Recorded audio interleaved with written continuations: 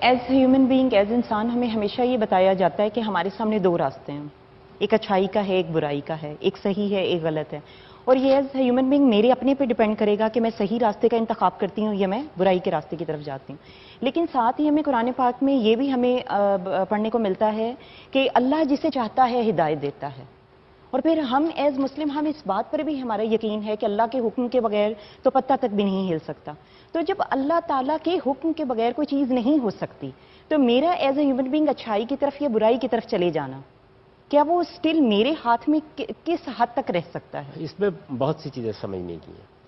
ایک تو یہ بات سمجھ لیجئے کہ یہ جو آیت آپ نے پڑھی کہ پتا بھی، تو اس آیت کو پہلے دیکھیے وہ کیا ہے، وَمَا تَسْقُطُ مِن بَرَكَةٍ إِلَّا يَعْلَمُهَا، ایک پتا بھی نہیں گرتا مگر یہ کہ اللہ اسے جانتا ہے۔ رائٹ۔ یعنی اس کو بھی لوگ غلط طریقے سے بیان کرتے ہیں۔ اللہ نے ایک دنیا بنائی ہے، اس دنیا میں ایک ایک چیز اس کے علم میں ہے، اس کی قدرت کے تحت ہے، وہ ہر چیز کا نظم براہ راست چلا رہے ہیں۔ اسی چیز کو بیان کیا ہے توحید کے باب میں کہ الا لہ الخلق والامر، اللہ نے صرف بنایا ہی نہیں ہے، اس دنیا کا نظم بھی وہی چلا رہے ہیں، اور یہ نظم علم کے بغیر نہیں چل سکتا۔ اس لیے یہاں تو اتنی بات بیان ہوئی۔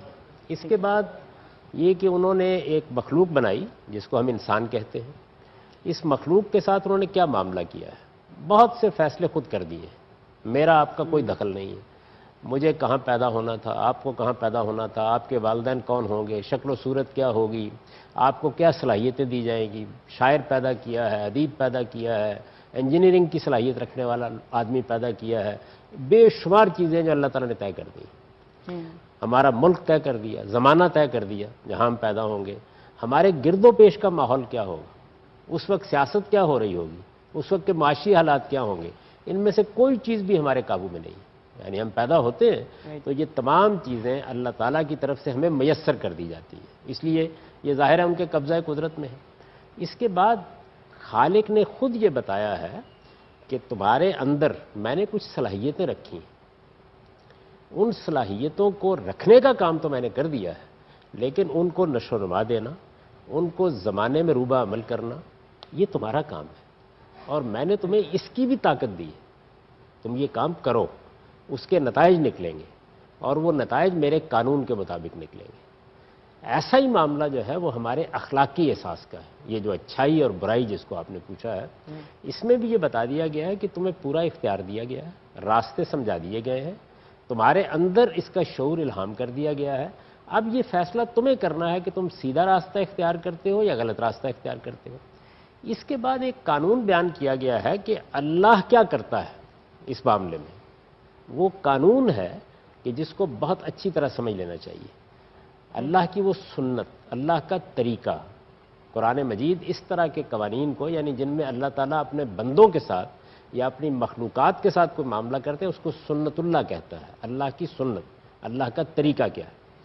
تو اس طریقے یا اس قانون کو قرآن نے جگہ جگہ واضح کیا ہے، وہ یہ ہے کہ جس وقت میں برائی کا ارادہ کر لیتا ہوں، یہ برائی کی خواہش ہے، وہ تو ہم میں سے ہر انسان کے اندر کسی نہ کسی درجے میں پیدا ہوتی رہتی ہے، ارادہ کر لیتا ہوں مجھے یہ کام کرنا ہے، میرے ضمیر کے اندر اللہ تعالیٰ نے ایک ہدایت رکھی ہے جس کو ایک حدیث میں رسول اللہ صلی اللہ علیہ وسلم نے بیان کیا کہ تمہارے ضمیر میں ایک واعظ ہے، وہ ٹوکتا ہے کہ یہ تم غلط کام کرنے کے لیے جا رہے ہو۔ میں اس کی بات کو نہیں سنتا، آگے بڑھتا ہوں، آگے بڑھ کے میں اس برائی کی طرف 2 قدم بھی بڑھا دیتا ہوں۔ پھر گرد و پیش میں اللہ تعالیٰ نے بڑے اسباب پیدا کیے ہیں، کوئی ماں تنبیہ کرے گی، کوئی باپ تنبیہ کرے گا، کوئی دوست بتائے گا، کوئی عزیز بتائے گا، کوئی آواز کان میں پڑ جائے گی، روکنے کی کوشش ہوگی، میں نہیں رکتا۔ جب میں نہیں رکتا تو اس کے بعد پھر میرے ارادے، میرے عزم کو دیکھ کر اللہ تعالیٰ شیاطین کو بھی اجازت دے دیتے ہیں کہ اب وہ بھی بہکانے کا کام کر سکتے ہیں۔ اس کو بیان کیا ہے کہ جو آدمی اپنے آپ کو اللہ کی یاد دہانی سے بیگانہ کر لیتا ہے ایک بار، من یعش عن ذکر الرحمن، تو پھر نقیض لہ شیطانہ، پھر ہم ایک شیطان اس پر مسلط کر دیتے ہیں۔ یہ جو کہا جاتا ہے کہ جو اللہ چاہے گا، تو اس کا مطلب یہ ہے کہ اللہ کا جو قانون ہے، ہدایت اس کے مطابق ملے گی، اور اس میں پہلا قدم تمہیں اٹھانا ہے، اس کے بعد اللہ کی تائید شامل ہوگی۔ اب نیکی میں یہ تائید کیسے شامل ہوتی ہے؟ جیسے ہی میں نے نیکی کا ارادہ کیا، میرے ارادے کے بعد اللہ تعالیٰ کے فرشتے اس میں اپنی مدد شامل کرنا شروع کر دیتے ہیں۔ یعنی جیسے وہاں شیاطین آ جاتے ہیں یہاں یہ آ جاتے ہیں. اچھا پھر یہاں تک ہی نہیں ہے, میں جیسے جیسے نیکی کے راستے پر قدم بڑھاتا ہوں تو میری مدد کے لیے میرے اوپر سکینت نازل ہوتی ہے, اطمینان نازل ہوتا ہے, میرے سامنے راستے کھولے جاتے ہیں. کچھ امتحان کا موقع ضرور گزرتا ہے لیکن اللہ کی رحمت اور کرم اس کا ہونا شروع ہوتا ہے. یہاں تک کہ اگر میں ہمیشہ اپنی حفاظت کرتا ہوں, نیکی کا راستہ اختیار کرتا ہوں, اور کسی موقع پر اس کا اندیشہ ہوتا ہے کہ میں انسان ہوں, کمزور ہوں, میں برائی میں پڑ جاؤں گا, تو پھر اللہ کی برہان سامنے آ جاتی ہے جو حضرت یوسف کے لیے سامنے آ گئی. تو یہ جو کہا جاتا ہے کہ اللہ چاہے گا, تو اس کا مطلب یہ ہے کہ اللہ اپنے قانون کے مطابق چاہے گا تو ہدایت ملے گی. یہ نہیں ہو سکتا کہ آپ ارادہ نہ کریں اور ہدایت مل جائے, آپ قدم نہ بڑھائیں تو ہدایت مل جائے, آپ عزم نہ کریں تو ہدایت مل جائے, آپ امتحان میں پورے نہ اتریں تو ہدایت مل جائے. تو آپ اس قانون کے مطابق عمل کریں, اللہ تعالیٰ اپنی توفیق اس میں شامل کرتا ہے. اس سے انحراف کر کے چلے تو شیاطین مسلط ہو جاتے ہیں. یہ جو مہر لگا دی جاتی ہے, دل بند کر دیے جاتے ہیں, تو وہ بھی پہلے مرحلے میں نہیں کیے جاتے. یعنی جب میں ضد اور ہٹ درمی کے ساتھ برائی کے راستے پر اصرار کرتا ہوں, اس کے بعد پھر یہ سارے معاملات ہوتے ہیں. تو اللہ کے چاہنے کا مطلب یہ ہے کہ اللہ نہ کسی کو ہدایت الٹپ دیتا ہے, نہ کسی کو گمراہی میں ایسے ڈال دیتا ہے جیسے بادشاہ سلامت نے ادھر کے فائلوں پر ایک فیصلہ کر دیا, ادھر کے فائلوں پر ایک فیصلہ کر دیا. نہیں, وہ اپنے قانون کے مطابق یہ کام کرتا ہے, اور وہ قانون یہ ہے. اچھا, لیکن جاوید صاحب آپ اب ذرا اس کی وضاحت کیجیے گا. آپ نے بہت اچھا ایکسپلین کیا, لیکن اب میں ایک پریکٹیکل اگزامپل آپ کے سامنے رکھتا ہوں. سیدنا عمر رضی اللہ تعالیٰ عنہ, برائی کا ارادہ, نہ صرف انہوں نے ارادہ بلکہ ارادے کو عملی جامہ پہنانے کے لیے وہ نکلے, تلوار لے کر نکلے, لیکن اللہ تعالیٰ نے انہیں ہدایت دے دی.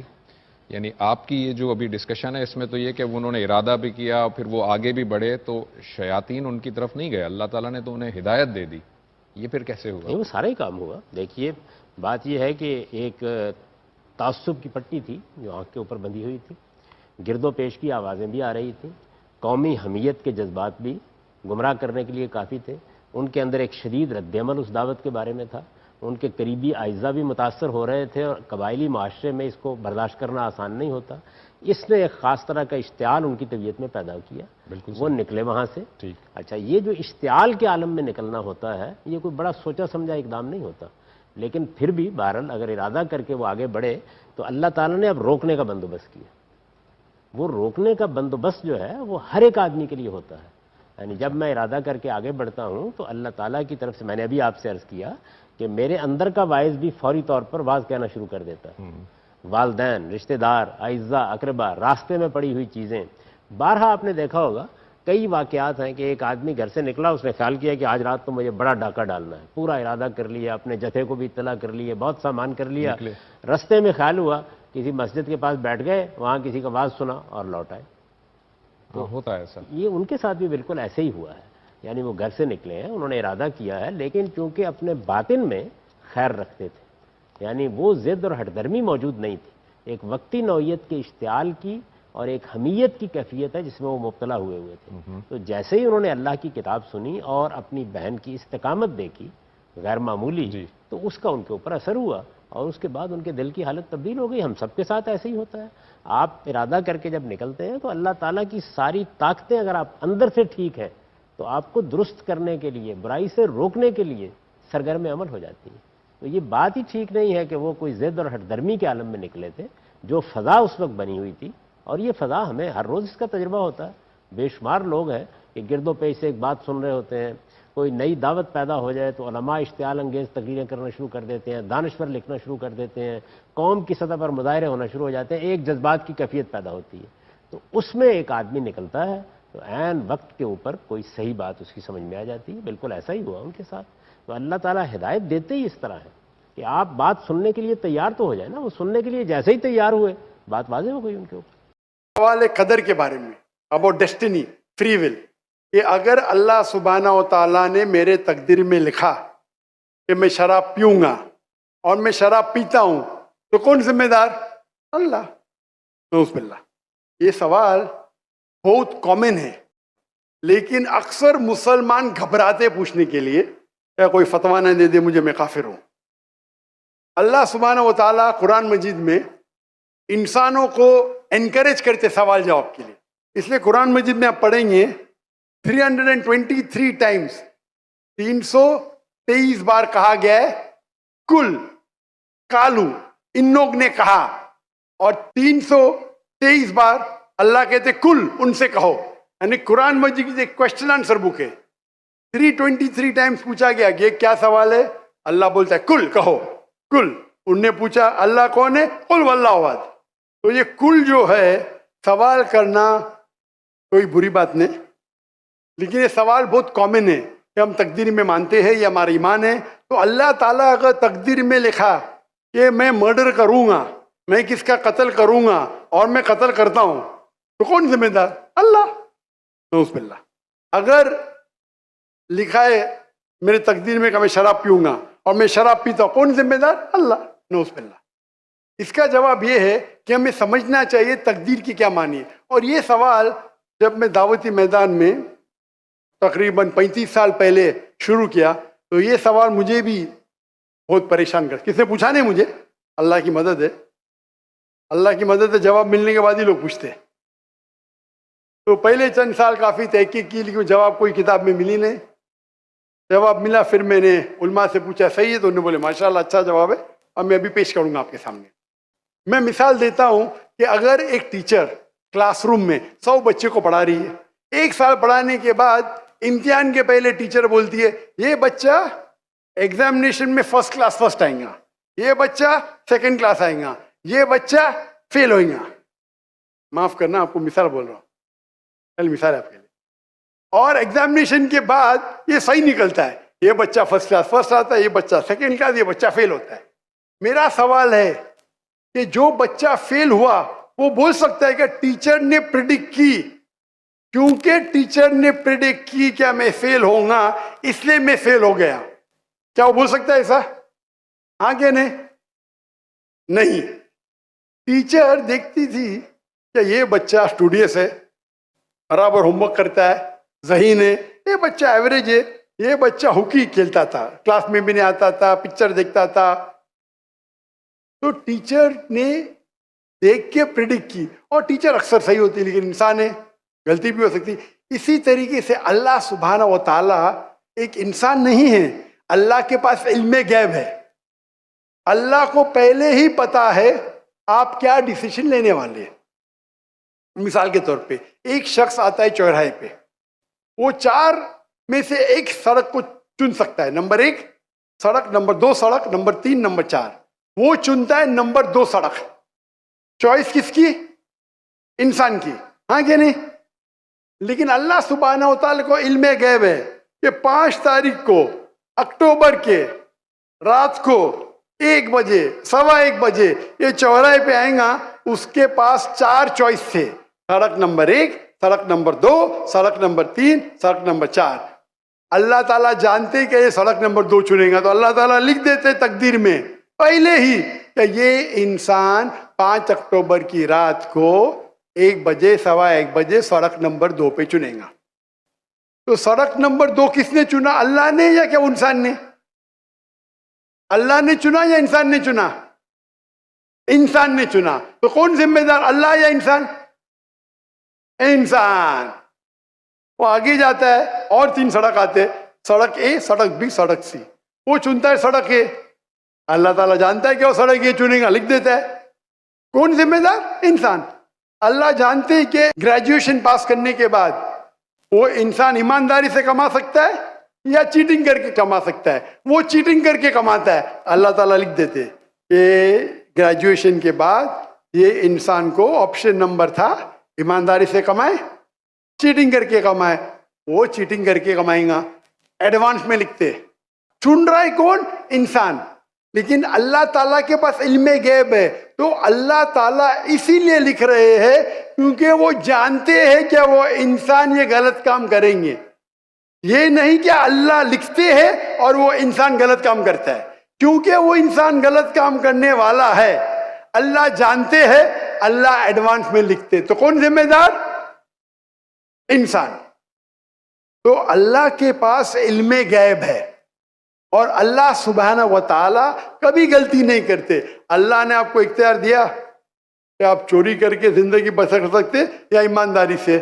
आप ईमानदारी से करते, अल्लाह ताला लिख देते क्या ये इंसान ईमानदारी से जिंदगी बसर करेगा। तो कौन जिम्मेदार? इंसान। ایک حدیث میں آتا ہے کہ دعا تقدیر کو بدل سکتی ہے. صحیح بات ہے.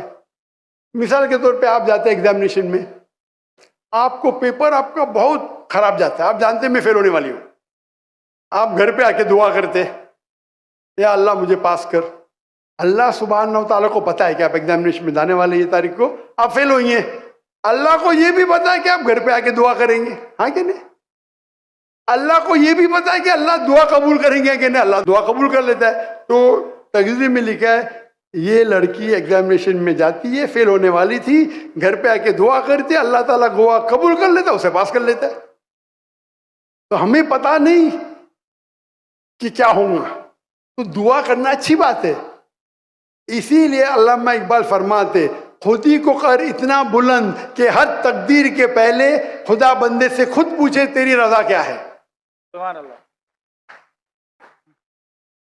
تو تقدیر کا مطلب اللہ سبحانہ و تعالیٰ نے آپ کو اختیار دیا ہے, 100% نہیں, 95%, 90. میں چاہتا ہوں میں دنیا کو تباہ کر دوں, اللہ تعالیٰ نہیں کرے گا. لیکن اللہ آپ کی چوائس آپ کے اوپر چھوڑا ہے. آپ کو ہدایت دی قرآن میں اور حدیث میں, آپ فالو کرو نہیں کرو آپ کے اوپر ہے, آپ کے اوپر فری ول ہے. لیکن اگر آپ کوئی غلطی کرتے آپ ذمہ دار, آپ کوئی اچھائی کرتے آپ ذمہ دار. تو اسی لیے تقدیر کے بارے میں اللہ کو علم غیب ہے. تو جو بھی غلط کام کرتے ہیں آپ کرتے ہیں, اللہ تعالیٰ آپ سے نہیں کرواتا. تو یہ اگر آپ سمجھ لیں گے تو انشاءاللہ آپ قرآن مجید کی جو تعلیمات پہ عمل کریں گے اور انشاءاللہ آپ جنت میں جائیں گے.